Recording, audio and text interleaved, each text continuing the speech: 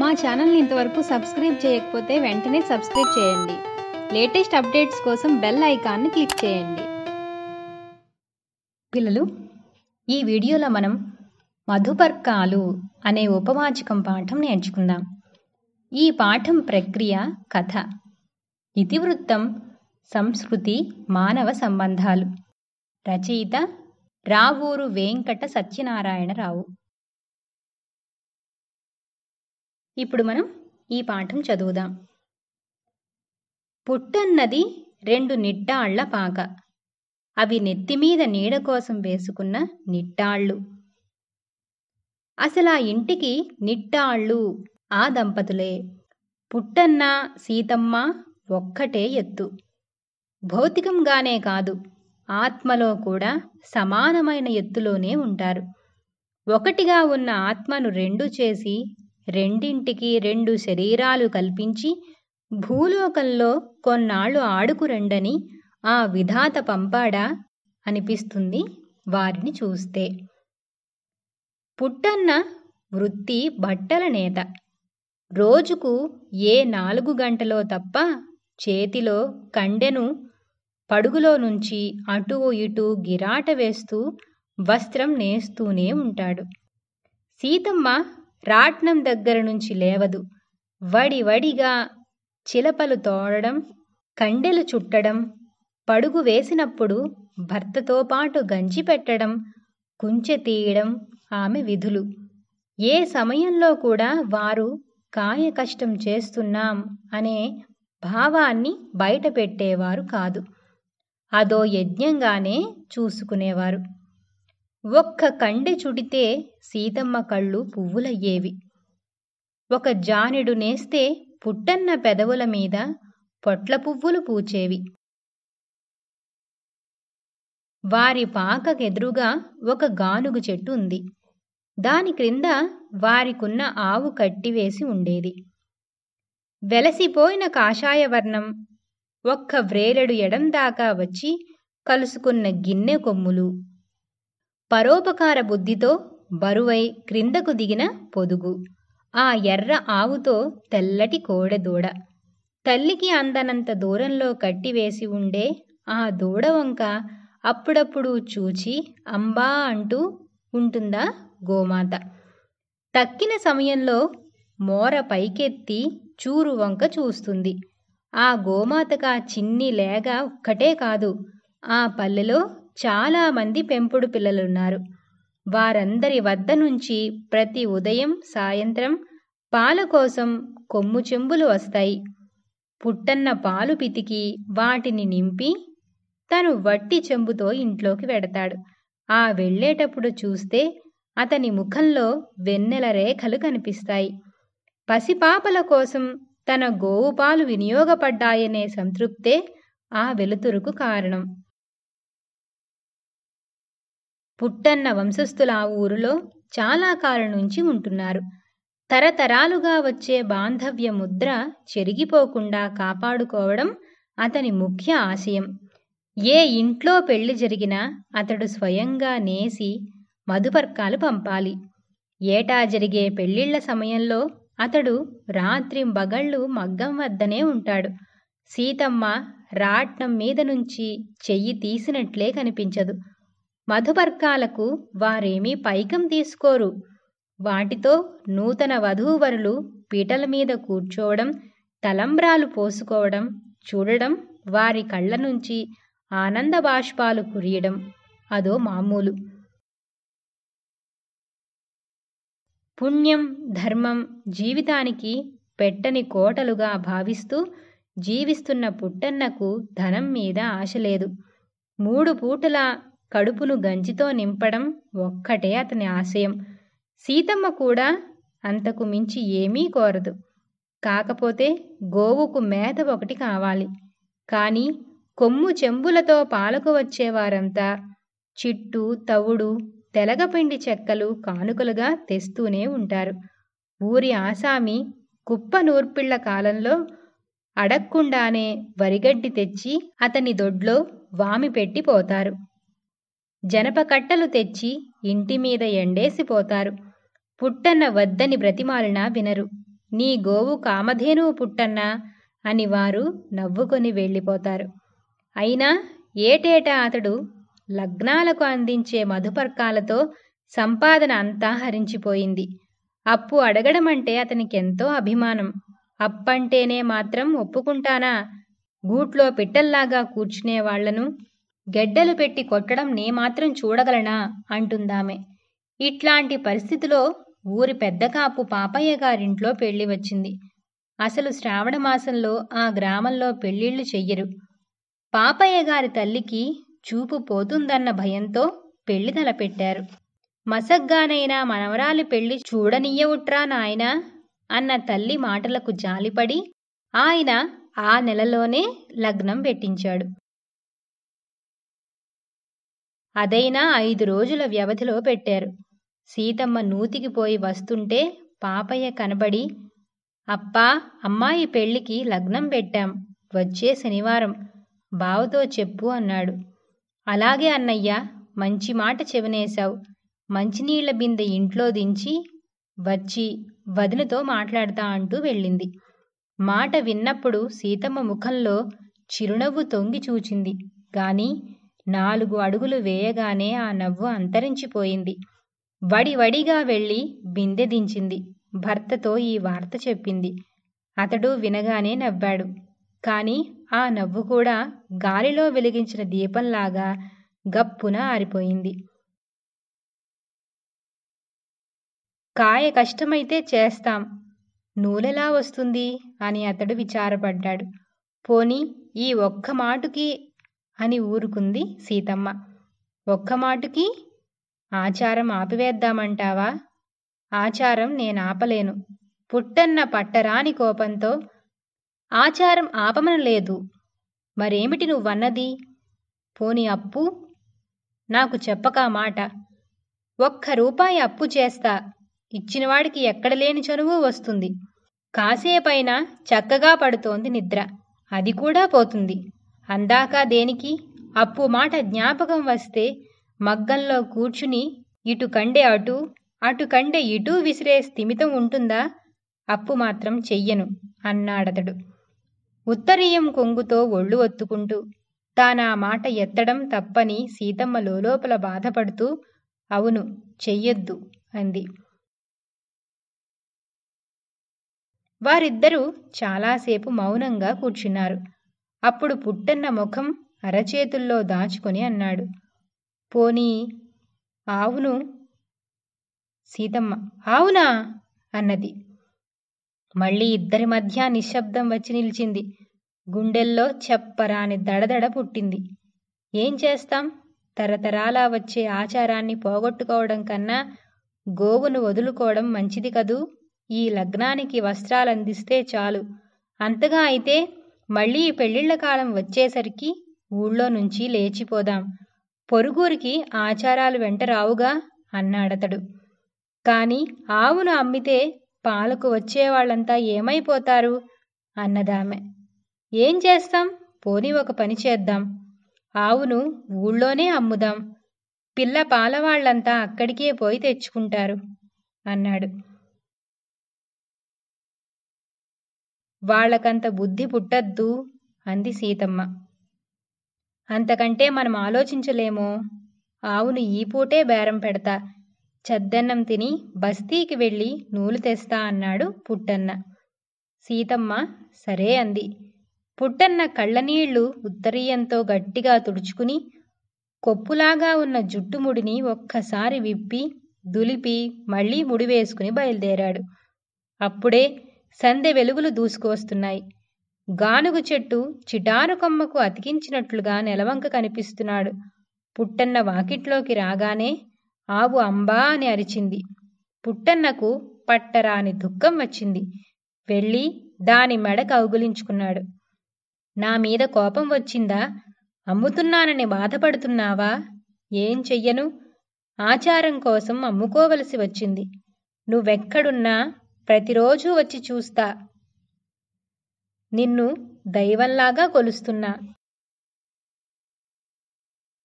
నువ్వు కాపాడకపోతే ఎవరు కాపాడుతారు నన్ను అని మెడ వదిలి ఉత్తరీయంతో దాని ఒళ్లంతా తుడిచాడు. దాన్ని విడవలేక ఊళ్ళోకి వెళ్ళాడు. మరునాడు ఉదయం పుట్టన్న లేచి గానుగు పుల్ల విరిచి ముఖం కడుక్కుంటున్నాడు. తూర్పు దిక్కున సూర్యుడు సగం పైకి రాగా చల్లటి ఎండ వచ్చి పల్లె మీద పడుతోంది. పక్షులు గూళ్లల్లో ఉండే రెక్కలు విదిలించుకుంటున్నాయి. పుట్టన్న ఇంటికి కొమ్ముల చెంబులు వచ్చినాయి. వారికి ఆవు కనిపించలేదు. పుట్టన్నా, ఆవేది అన్నదొక ముసలమ్మ. పుట్టన్న వెనక్కి తిరక్కుండానే, అమ్మేశా తల్లి అచ్చన్నగారికి. అయ్యో, అమ్మేశావా? ఇక మా పిల్లల గతేమిటి? గుక్కెడు పాలు పోస్తున్నాం గనక కక్కటిల్లకుండా పరుంటున్నారు అన్నదా అవ్వ. ఏం చెయ్యను తల్లి, అలా వచ్చింది కాలం. అమ్మేటప్పుడు అచ్చనతో చెప్పాను, పిల్లపాలు మాత్రం పోస్తూ ఉండాలి సుమా అని.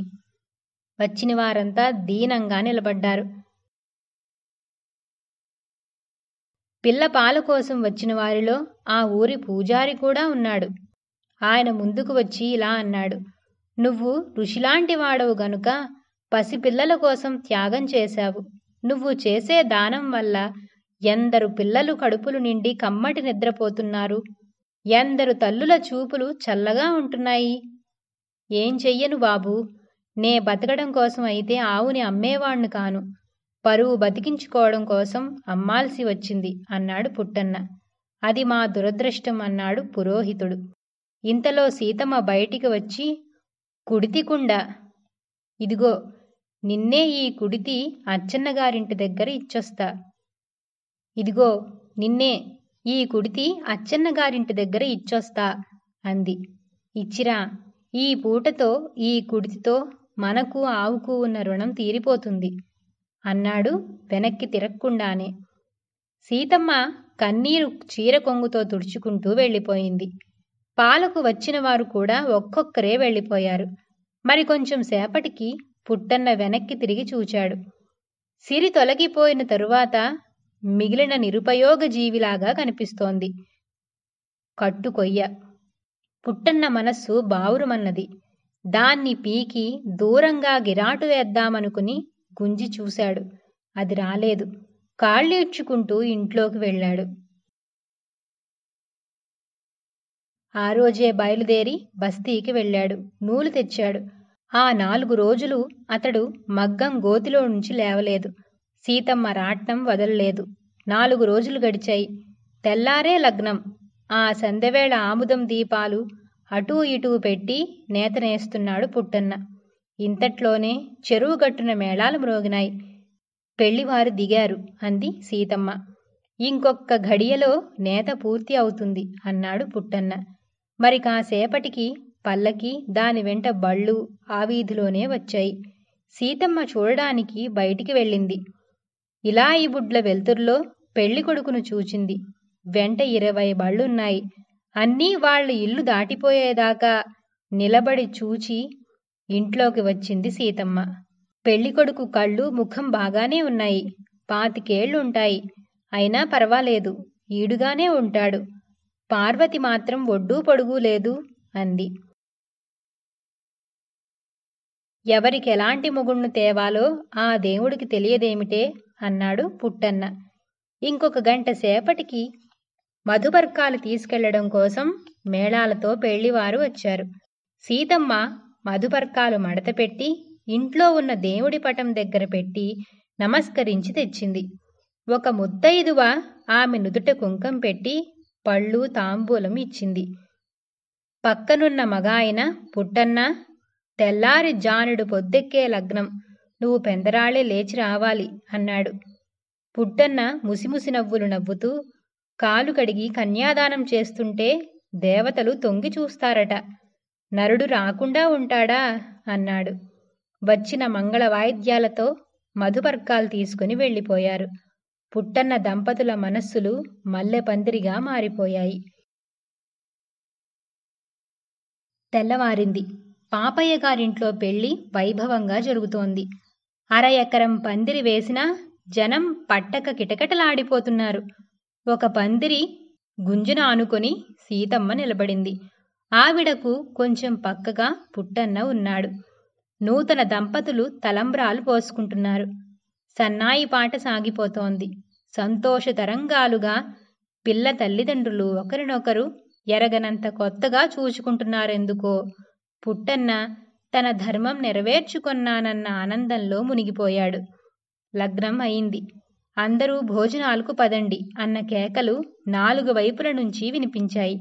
అంతా వెళ్ళినా పుట్టన్న, సీతమ్మ గోడ పక్కగా నిలబడి ఏదో చెప్పుకొని నవ్వుతున్నారు.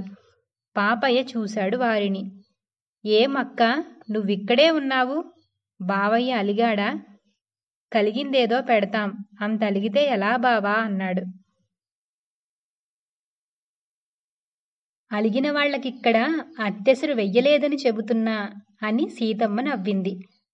అంత అలగాలని ఉంటే తిని అలుగుతాను గాని పప్పన్నం వదులుతానా అన్నాడు పుట్టన్న. పాపయ్య నవ్వి పదండి లోపలికి అంటూ బయటి గుమ్మం వైపు వెళ్ళి వాకిట్లో ఇంకెవరన్నా ఉన్నారేమోనని చూచి వచ్చాడు. మధుపర్కాలు తీసుకుని వెళ్ళి ఇచ్చిందాకా ఒక దీక్షతో ఉన్నారు పుట్టన్న దంపతులు. ఆ కార్యం నెరవేరింది. వారి మనసులో బరువు తగ్గింది. తగ్గిన తర్వాత ఆవు మీద బెంగ అధికమైంది. ఎలాగో మనస్సుకు సంతృప్తి తెచ్చుకుని నిద్రపోయారు. కాని నిద్రలో వారికా గోమాత ప్రత్యక్షమైంది. పుట్టన్నకు ఆవు అంబా అని అరుస్తున్నట్లు వినిపించింది. దిగ్గున లేచి వెళ్ళి ఇంటిమీద ఉన్న జనపకట్ట తీసుకుని గానుగ చెట్టు దగ్గరికి వెళ్ళాడు. బిక్కుబిక్కుమంటూ కట్టుకొయ్య కనిపించింది. అతడు మనస్సు చిట్లి కొన్ని బెల్లులూడిపోయినట్లయింది. తిరిగి వచ్చి ఇంట్లో పడుకున్నాడు. నిద్ర రావడం లేదు. ఆవు ముట్టె తెచ్చి అతని పొట్టమీద నెట్టి గోకమన్నట్లుగా తోచింది. గభాలున లేచి కూర్చున్నాడు. చూపు చూరులోకి, మనస్సు శూన్యంలోకి చొచ్చుకుపోతోంది. నువ్వు పోసిన పాలు త్రాగి పసిపిల్లలు గుక్కలు మాని నిద్రపోతున్నారు అని పూజారి అన్న మాటలు వినిపించాయి. ఆ భావాన్ని తరుముకొంటూ వెనక నుంచి పసిపిల్లల ఏడ్పులు వినిపించినాయి. చెవులు గట్టిగా మూసుకొని సీతా అని పిలిచాడు. ఆమె లేచింది. తన అనుభూతి అంతా చెప్పాడు. అయిపోయిన దానికింత దిగులైతే ఎలా? ముందు సంగతి ఆలోచించాలి గాని అన్నదామె. ముందు సంగతి ఆలోచించాడా దేవుడు? జరిగిన దానికి విచారపడడం ఒక్కటే మన పని అని పుట్టన్న బయటికి వెళ్ళాడు. తూర్పు రేఖలు ఆరుతున్నాయి. పుట్టన్న కట్టుకొయ్యవైపు చూడలేక తలవంచుకున్నాడు. అంబా అనే పిలుపు వినిపించింది. అది తన భ్రమేననుకుంటూ తలెత్తాడు. గానుగ చెట్టు కింద ఆవు నిలబడి ఉంది. పరుగెత్తుకు వెళ్ళాడు. దాని మెడ కౌగులించుకున్నాడు. సీతా సీతా అని పిలిచాడు. ఆమె వచ్చింది. ఆవు తెంచుకు వచ్చింది అన్నాడు. తెంచుకు రావడమేమిటి? కట్టుకొయ్యకు కట్టేసి ఉంటే అన్నదామె. ఇద్దరూ విస్తుపోయారు. ఎవరు తెచ్చి కట్టివేస్తారు?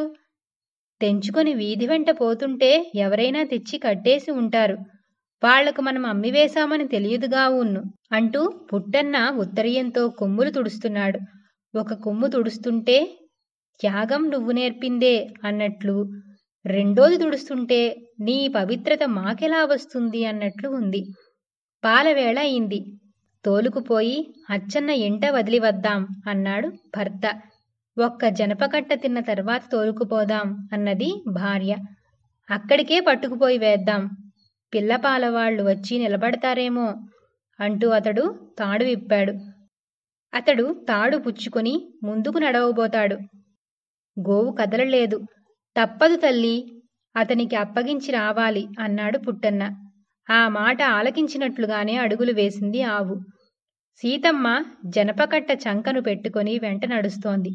కాస్త దూరం వెళ్లేటప్పటికీ అచ్చన్న ఎదురొచ్చాడు. పాపయ్య గారి అల్లుడు డబ్బిచ్చాడని, తనే తోలుకు వచ్చి కట్టేశానని చెప్పాడు. భార్యాభర్తలిద్దరూ ఒకరి మొగం వంక ఒకరు చూసుకున్నారు. ఆయన డబ్బు ఇవ్వడమేమిటి అన్నాడు పుట్టన్న. అప్పేమోరా అంది సీతమ్మ. ఆవును కట్టేసి వెళ్ళి అడుగుదాం పద. మీ ఇంటి దగ్గరే కట్టేసుకోబావా, సొమ్ము నా సంచిలో పడిందిగా అన్నాడు అచ్చన్న. ఆవును తోలుకు తెచ్చి గానుగ చెట్టు కింద కట్టేసి భార్యాభర్తలిద్దరూ బయలుదేరి పాపయ్య గారింటికి వెళ్లారు. వెండి పువ్వులున్న పీట మీద కూర్చుని వెండి మరచెంబు దగ్గర పెట్టుకుని ముఖం తోముకుంటున్నాడు పాపయ్య గారి అల్లుడు. మామగారు అరుగు క్రింద నుంచుని అల్లుడైనా పలకరిస్తాడేమో జవాబు చెప్పాలని ఉబలాట పడుతున్నాడు. పాపయ్య గారి భార్య కిటికీ దగ్గరకు వచ్చి అల్లుణ్ణి చూసి పమిటి వెడల్పు చేసి కప్పుకొని భర్త వంక చూచి చిరునవ్వు నవ్వింది. వెళ్ళిపొమ్మనే భావంతో నాలిక ములగాకంత బయట పెట్టాడు భర్త. ఇంతలో పుట్టన్న దంపతులు వచ్చారు వాకిట్లోకి. పాపయ్య, ఏమిటి బావా పొద్దున్నే వచ్చావు? మా చెల్లెల్ని పుట్టింట్లో దించిపోదామనా అన్నాడు. దానికైతే నే రావాలా? కోడళ్ళు పుట్టింటికి వెళ్ళడానికి, కోయిల కూయడానికి ఒకళ్ళ పెత్తనం అక్కర్లేదని మా పెద్దమ్మ చెబుతూ ఉండేది అన్నాడు పుట్టన్న. పాపయ్యకు నవ్వు వచ్చింది గాని అల్లుడున్నాడని జ్ఞాపకం వచ్చి ఆపుకొని ఓరకంటితో ఆయన వంకే చూచాడు. రామ్మూర్తి నీళ్లు పుక్కిలించబోయాడు. నవ్వు ఆపుకోలేక ఉమ్మేశాడు. మా పుట్టన్న బావ, మీకు మధుపర్కాలు తెచ్చి ఇచ్చింది ఈయనే. మీకే కాదు, ఊళ్ళో ఎక్కడ పెళ్ళైనా ఈయనే తెచ్చిస్తాడు. కానీ పుచ్చుకోడు, అంత ధర్మాత్ముడు అన్నాడు పాపయ్య. తెలుసు అన్నాడు రామ్మూర్తి. నే చేసేది ఒక ధర్మమేనా? గుళ్ళు కట్టించానా, గోపురాలు కట్టించానా, సత్రవులు వేశానా? ఒక మాట అడగాలని వచ్చాను అల్లుడుగారిని అన్నాడు పుట్టన్న. ఏమిటది అన్నాడు పాపయ్య ఆశ్చర్యంతో. నేను అచ్చన్నకు ఆవును అమ్మాను. అది కొని తెచ్చి మళ్ళీ నా వాకిట్లో కట్టేశారు మీ అల్లుడుగారు. ఆ, మీ ఆవునా? అవును, కట్టేశాను. మీ ద్వారా నేర్చుకున్న విద్య అది. మీరు ధర్మం కోసం అమ్మను అమ్మారు. నేను ధర్మం కోసమే అది కొని తెచ్చి మీకిచ్చాను. మా వంటి యువకులు త్యాగం, ధర్మం నేర్చుకోవడం తప్పంటారా? తప్పనడం లేదు. మీరు ఆవును నా వంటి వాడికి దానం చెయ్యడమేమిటా అంటున్నాను. ఏ పిల్లలున్న వాళ్లకో ఇస్తే పుణ్యం వస్తుంది గాని నా వంటి వాడికి? నాకు తెలుసు తాత, ఆ ఆవు నీ దగ్గర ఉంటే రోజూ 10 మంది పసిపిల్లలకు పాలు దొరుకుతున్నాయి. ఇంకెవరికిచ్చినా వాళ్ల కడుపులే నిండుతాయి. నిజమేననుకోండి. అయినా నేను మీ దగ్గర ఆవును తీసుకోవడం మంచిది కాదు. నే నోటు రాస్తా మీకు. నోటు రాస్తావా తాత? ఏం నోటు రాసి ఇచ్చావని మాకు మధుపర్కాలు తెచ్చావు? మొదటి నుంచి నువ్వు మధుపర్కాల ద్వారా తీర్చేవి నోటు బాకీలేనా? సహాయ సహకారాలు, ధర్మాలు లేక ఇలా నోట్లు పుట్టినాయి. లేనివారి లోట్లు ఉన్నవారు తీర్చడమే ధర్మం అని భగవంతుడు ఒకేసారి మానవజాతికి దస్తావేజు రాసి ఇచ్చాడు. పార్వతి కిటికీలో నుంచి ఈ సంభాషణ అంతా వింటూనే ఉంది. పుట్టన్న మాట్లాడకుండా నిలబడ్డాడు. పాపయ్య గారికి అల్లుడి మాటలు అమృతపు జల్లుల్లాగా తోచాయి. ఆ మాటల కిటికీల ద్వారా అల్లుని హృదయంలోకి తొంగి చూస్తున్నాడు. తన భాగ్యం మంచిదై ఈ అల్లుడు లభించాడనుకున్నాడు. కాదు కాదు, మా పార్వతి చేసుకున్న పూర్వపుణ్యం అనుకున్నాడు. అల్లుడు పుట్టన్నతో ఇలా అన్నాడు. తాత, పోనీ ఆ ఆవు నీది కాదనుకో, దానికి నువ్వు ధర్మకర్తవనుకో. గ్రామంలో పిల్లలకు ఆ క్షీరం దానం చేస్తూ ఉండు. పుట్టన్నకి పట్టరాని సంతోషం వచ్చింది. అట్లాంటి పని అయితే చేయడానికేం బాబు, గంతులేస్తూ చేస్తా. పెద్దవాళ్లకు చేసిన సహాయంలోనే ఎంతో పుణ్యం ఉంటుందంటారు. పసివాళ్లకు చేసిన సేవ భగవంతుడి సేవేనంటారు. ఇట్టాంటి పని చెబితే ఎట్టాంటివాడైనా ఒప్పుకుంటాడు. అయితే నే వెళ్ళి వస్తా. ఈ మాట మా ఆవిడికి చెప్పి మళ్ళీ వస్తా. మీకెట్టా దండం పెట్టాలో తెలియడంలా. మీరీ ఊరు వచ్చినప్పుడల్లా నన్ను నా ఆవుని చూసి వెళ్ళాలి అని 2 అడుగులు వేసి గిరుక్కున వెనక్కు తిరిగి, మరి మీది చిన్నతనమైనా చాలా మంచి మనస్సండి. మంచి ఊహలు గలవారి పంచనే బతకమంటారు పెద్దలు. మీరీ ఊరి నుంచి వెళ్లేదాకా ఈ అరుగు దగ్గరే నుంచుంటా. ఇంకేమన్నా మంచి మాటలు చెప్పాలని ఉంటే చెప్పండి. ఉండండి, ఆవు మాట మా ఆవిడికి చెప్పి వస్తా. దాన్ని కూడా తీసుకొస్తా మీకు దండం పెట్టడానికి అని మళ్ళీ తిరిగి వెళ్ళబోయాడు. తాత అన్నాడు అల్లుడు. ఏమిటి బాబు? ఏమన్నా మంచి మాట తట్టిందా? చెప్పండి, త్వరగా చెప్పండి. చెబుతా. నిన్ను నీ ఉత్సాహాన్ని చూస్తుంటే మంచి మాటలకు కరువా తాత. చెబుతున్నా విను. నాకు చాలా ఆస్తి ఉంది. మా మామగారు మర్యాద కోసం నాకు 2 ఎకరాల మాన్యం రాసిచ్చారు. కానుకంటే కాదనలేకపోయాను. దాన్ని నేనెవరికి కానుకగా ఇవ్వాలా అని ఆలోచించా. ఇప్పటికి తేలింది. నువ్వు నూతన దంపతులకు మధుపర్కాలు కప్పి సత్కరిస్తూ వచ్చిన మహాదాతవి. నా 2 ఎకరాల మాన్యం నీకు రాసిస్తా.